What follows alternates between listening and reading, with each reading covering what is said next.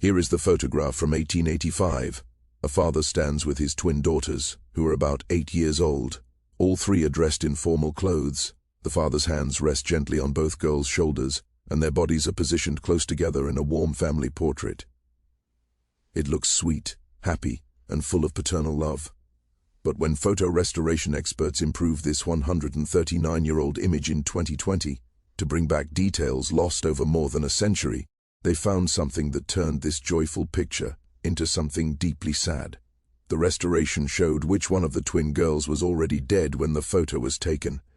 The photograph came to a historic photography archive in Philadelphia in March 2024 as part of the Henderson family collection. It was a donation of late 19th century pictures from descendants of a well-known Philadelphia family. The image shows three people in a formal Victorian studio setting, arranged in a classic family portrait style. It was clearly taken in a professional photographer's studio with a painted backdrop and the controlled lighting typical of the 1880s. In the center is a man in his late 30s, obviously the father of the two girls standing on each side of him. He stands straight, wearing a formal Victorian gentleman's suit, a dark jacket and waistcoat, a white shirt with a high collar and a dark tie. The suit looks well made and costly, showing he had money and good social position.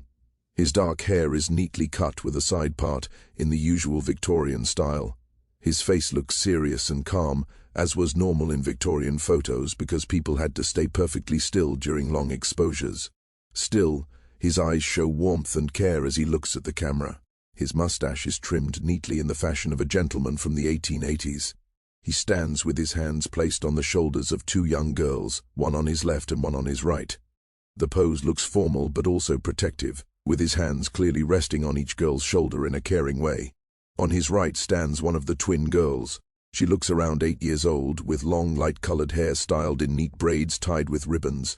She wears a formal Victorian child's dress made of light fabric, maybe white or cream, with fancy details like lace, ruffles, and pretty trim that rich Victorian children often wore. The dress looks clean and lovely. She stands very close to her father, a little in front of him. Her face is calm and still, looking straight at the camera. Her eyes are open, and her gaze goes forward. Her small hands are clasped together in front of her in a proper pose. Her body stands straight and motionless, as needed for Victorian photography. On his left stands the other twin girl, also about 8 years old. She has the same long, light-colored hair, styled exactly the same in neat braids with matching ribbons. She wears an identical Victorian dress, the same light fabric, the same lace and ruffles, the same decorative trim. The matching dresses clearly show they are twins.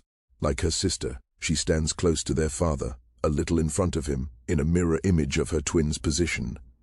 Her face is calm and still too, facing the camera. Her eyes look open, and her gaze goes forward like her sister's. Her hands are clasped in front in the same formal way. Her posture looks just as straight and steady. The whole picture is very balanced. The father is in the middle, standing tall, with one daughter on each side in matching positions.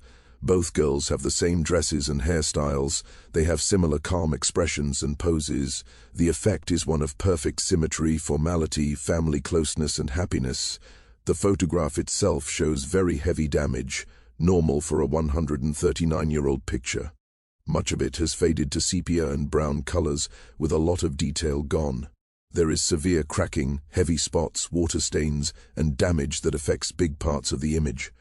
Everything visible in the picture suggests a formal but loving family portrait, a proud father with his twin daughters, all in their best clothes, standing close together. It creates an image of family love and a father's care. The matching dresses highlight the special twin connection, and the father's protective hands show affection even in the stiff Victorian style. Nothing in the visible parts hints at anything strange or sad. It looks like a typical Victorian family portrait meant to record a father and his beloved twin daughters for future generations. The photo came with almost no information, just a handwritten note on the back that says, Mr. Robert Henderson with daughters, Philadelphia, August 1885. Dr. Elizabeth Warner, the curator of Victorian photography at the archive, did her first review. Formal family portrait, Philadelphia studio, August 1885. Father, with twin daughters around age 8. Typical Victorian style and arrangement. Very bad damage, needs full restoration. Nice example of Victorian family photography showing a father's love and pride. But Dr. Warner did not know that when the restoration brought out hidden details lost to 139 years of fading and damage, this nice example would turn into something completely different. A memorial photograph of a father with one living daughter and one dead daughter, both dressed the same to create one last picture of the family together, even though one child was already gone. Dr. Michael Chen, the senior digital restoration expert, started full restoration of the Henderson family photo using modern methods made for badly damaged Victorian pictures. The work began with ultra-high-resolution scanning at 4,800 dpi, plus multi-spectral imaging. This captured the photo under different kinds of light, not just normal visible light, but also ultraviolet and infrared. Different wavelengths go through the photo material in different ways, showing details the eye cannot see. The photo was a gelatin silver print on albumin-coated paper, standard for 1885. Over 139 years, the organic albumin had broken down badly, causing the heavy brown-yellow colors and wide cracking seen in the image. As Dr. Chen worked on the multi-spectral scans, something surprising appeared when looking at the two girls. Infrared imaging especially showed clear differences in how light reacted with each figure. He then used advanced computer methods to rebuild tones in very faded spots. Victorian photos fade in set patterns based on their chemicals. Different shades fade at different speeds. By studying these patterns, the methods could guess contrast and detail in damaged areas. As the enhancement focused on the girls, the differences grew obvious. The girl on the father's right showed normal photo signs, natural changes in density from living skin under fabric captured on the plate.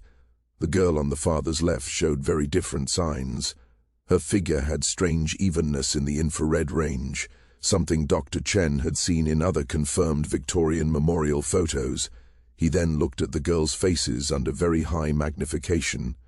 Victorian photos used long exposures, often 20 to 40 seconds, so living people showed tiny but noticeable small movements, slight shifts in face muscles, small eye changes, little expression shifts during the time. Under maximum zoom on the enhanced faces, the girl on the right had small signs of a living person, barely seen unevenness from tiny muscle tension, natural differences in how light hit living eyes, and slight changes in the face. The girl on the left showed something else. At high detail, her face had perfect evenness and complete stillness, signs of careful arrangement instead of natural posing during exposure.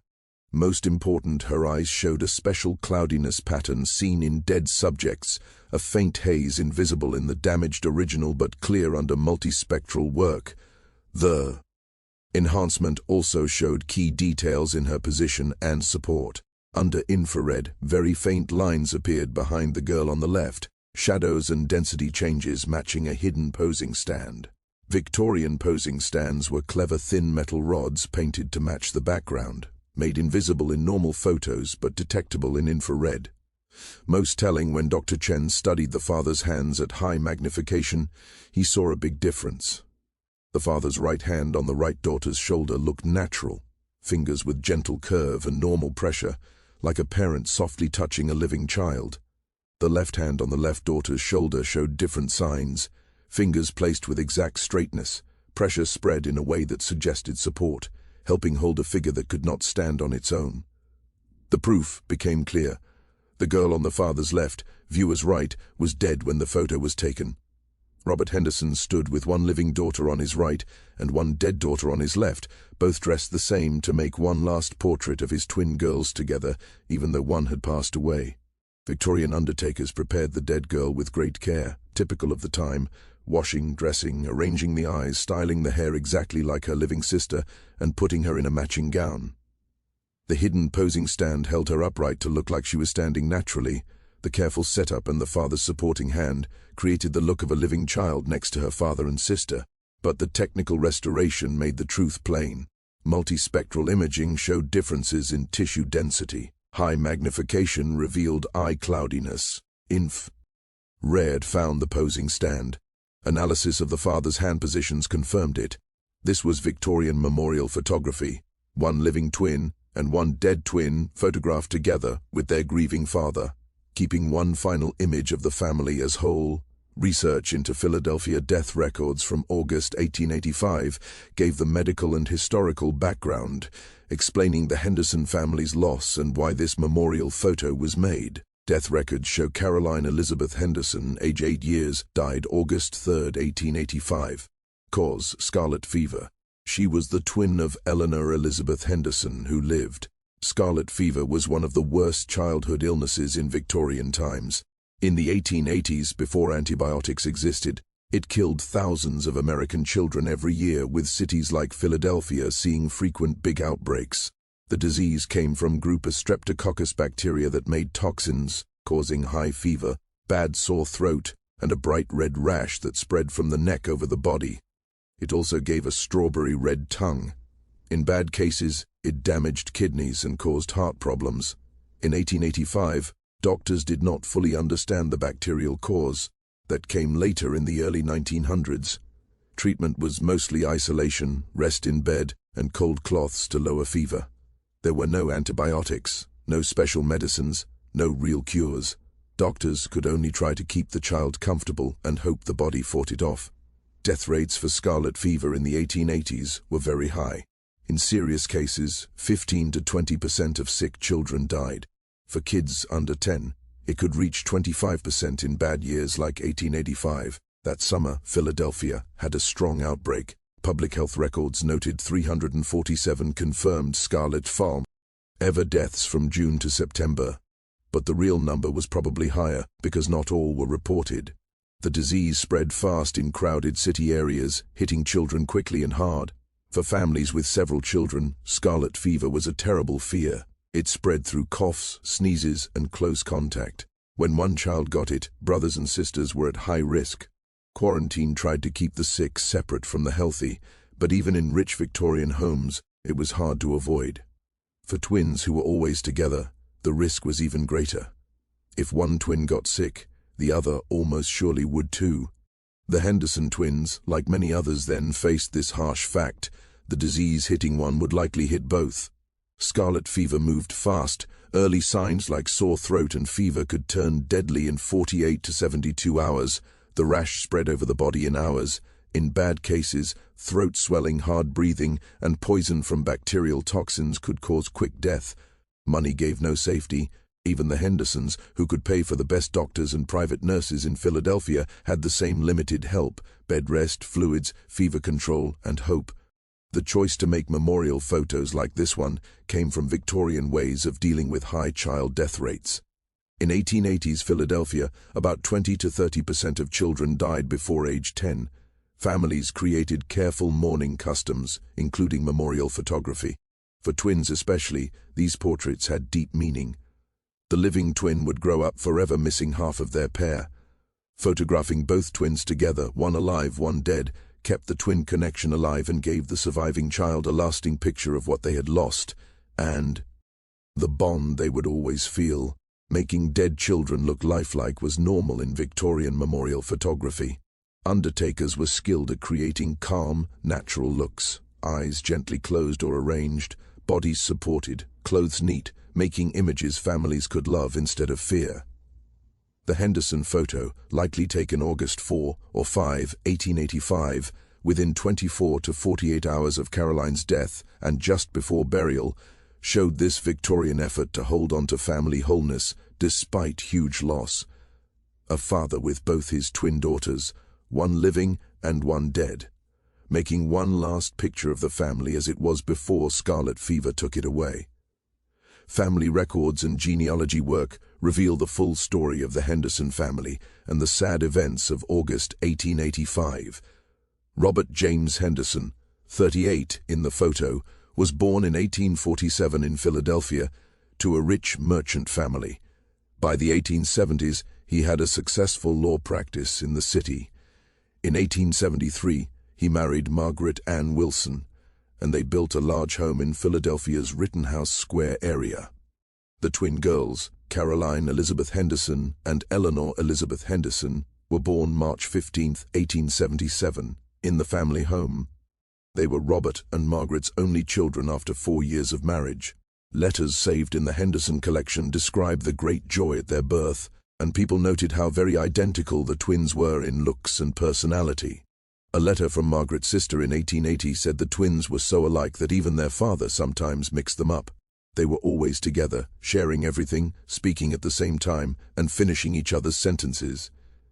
In late July 1885, both twins got sick with sore throat and fever. The family doctor, Dr. Samuel Hartwell, diagnosed scarlet fever on July 30th. Both girls were put in quarantine in the nursery with constant nursing care. Eleanor, who survived, had a medium case. Her fever stayed high but under control, and by August 2, her symptoms started to improve. Caroline, however, got much worse. Her throat swelled quickly, making breathing hard, and bacterial toxins hurt her kidneys. Despite Dr. Hartwell's care and help from 2 more specialist doctors, Caroline's condition grew very bad. She died at 11:45 p.m. on August 3, 1885, with both parents by her side. She was 8 years and 19 days old. Robert Henderson's diary entry for August 4, 1885, saved in family papers, gives a painful view. Caroline left this life last night at 1:45. Margaret is heartbroken beyond words. Eleanor, still weak from her own sickness, does not really understand that her twin sister will never come back. How do you tell an 8-year-old that half of her is gone, that the sister she was never apart from is dead?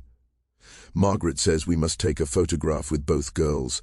I do not know if I can do it, but she is right. Eleanor will need this picture in the years ahead. Margaret Henderson decided to have a memorial photo taken with both twins. In a letter to her sister on August 5th, she explained why. Caroline is gone, but Eleanor is still here, and Eleanor's sense of who she is comes from being a twin. I cannot stand the idea that Eleanor will grow up without a photo of her and Caroline together. The photographer came that morning. Caroline was prepared to look like she was just sleeping, thanks to the skill of the undertaker and photographer. Eleanor stood next to her sister, not fully grasping that Caroline would never wake up. Robert stood behind them, his hands on both daughters' shoulders, trying to stay strong for Eleanor while his heart broke for Caroline. Both girls wore the matching white dresses with lace that had been made specially for their birthday in March, a sign of unity, love and memory in the middle of terrible pain. The memorial photo was taken with great care. Both girls had on the special dresses ordered for their birthday. Caroline never wore hers while alive, but she wore it for this last picture. For perhaps half a minute, as the photographer exposed the plate, the family stood together, Robert, Eleanor alive, and Caroline already gone. For that short time they could pretend the family was still whole. The funeral took place on August 6, 1885, at St. Mark's Episcopal Church in Philadelphia. Caroline was buried at Laurel Hill Cemetery, and Eleanor went with her parents. Victorian families believed children should take part in death customs instead of being kept away from them. Eleanor Elizabeth Henderson lived until 1963, passing away at age 86.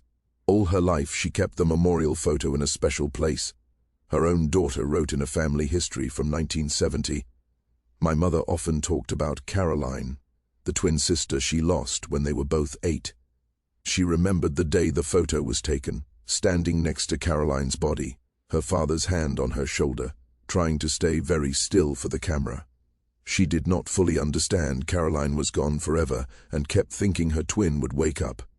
The photo hung in her bedroom her whole life. She would say, 'That's me on the right and my sister Caroline on the left.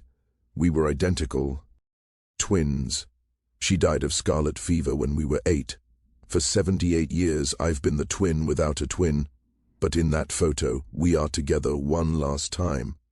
Robert Henderson lived until 1902, dying at age 55. Margaret Henderson lived until 1918, dying at age 68. The memorial photo stayed the family's most precious item for 3 generations, a final picture of the Henderson family whole, showing a father with both his loved twin daughters, even though one was alive and one was dead. Once the restoration showed its true nature as memorial photography, the Henderson photo became more than one family's sad story. It became proof of Victorian customs around child death, twin identity, and how photography mixed with grief. Memorial photos of twins were a special and very moving type of this practice. While single photos of dead children were common in Victorian times, pictures showing both twins, one alive, one dead, were less common but carried deep meaning. The custom showed a clear understanding of how twins think and form their sense of self. Victorian families knew that twins, especially identical ones, saw themselves in relation to each other. Losing a twin was not just losing a brother or sister, it was losing part of yourself. Photographing both twins together kept the twin connection real and gave proof that the survivor was a twin, even after the other was gone. Dr. Catherine Morrison, a historian of Victorian mourning, says these twin memorial photos show real understanding of psychology. They did not try to hide death or pretend the dead twin was alive. Instead, they accepted that the living twin's identity was tied to being a twin. The photo kept both together, honoring the survivor's loss, while keeping a picture of who they truly were, a twin. The skill needed to make these photos was high, especially for twins. The aim was to make the dead twin look as close as possible to the living one, same dress, same hair, same pose, while also making the dead one look peaceful and natural, not clearly dead. Victorian undertakers learned special ways to prepare dead children for memorial photos. Extra effort went into making both twins match perfectly. Hairstyled the same, clothes identical, positions mirrored to show the twin link even in death. The effect on surviving twins was deep and lasted their whole lives. Studies of Victorian surviving twins show many, like Eleanor Henderson, kept their memorial photos forever and talked about their lost siblings all their lives.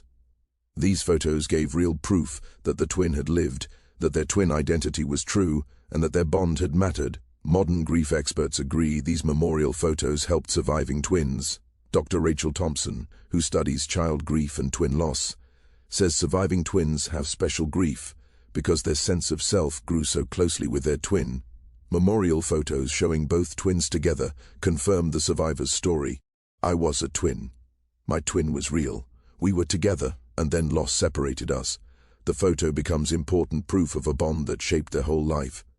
People still debate the ethics of Victorian memorial photography. Some say it was not healthy, as it might encourage denying death and slow normal grieving. Others say it was smart and caring, giving families calm, dignified last images to cherish instead of upsetting deathbed pictures. Today's research mostly supports memorial photography, especially for children, and in cases like the Hendersons, where a surviving child needed pictures to understand their lost sibling. Modern hospice and child palliative care sometimes use photographers for gentle memorial images, seeing the value of final photos families can look at with love. The discovery of the Henderson photo through digital restoration brings up important thoughts about saving history and understanding it. For 139 years, the photo was so damaged that normal viewers would not see it as a memorial photo. Restoration showed the truth. Caroline was dead. Eleanor stood beside her dead sister. Robert held one living and one dead daughter. Photography historian Dr. James Patterson says revealing this does not make the photo less. It makes us understand Victorian family life better. We see not just a family picture but a moment of huge grief, a father's deep love for both daughters, a surviving twin next to her dead sister, and a family's try to keep an image of wholeness after death broke it. The photo of Robert Henderson with his twin daughters, one living, one dead, held close in a final family pose stands as proof of Victorian mourning ways, the special pain of losing a twin, a father's love that wanted one last photo of both daughters together, and the power of photography to save moments that mix presence and absence. Love and loss, holding tight even when death forces letting go. When we look at this photo now, knowing Caroline is dead while Eleanor stands beside her, we see what Victorian families understood right away. Photographs can keep what is gone. Images can show both truth and its opposite. Sometimes the most loving thing is to make an illusion of wholeness just long enough to capture one final moment of family togetherness before grief takes over everything. Eleanor Henderson lived 78 years as the twin without her twin, but in that photo taken around August 5, 1885, and now brought back through digital restoration, Both twins stand together one last time. Caroline gone but present in the image. Eleanor alive but forever missing part of herself. Their father's hands rest on both shoulders, all three frozen in a moment that is at once a family portrait and a memorial, showing life and death, keeping and grieving the Henderson family as it was, and as it would never be again.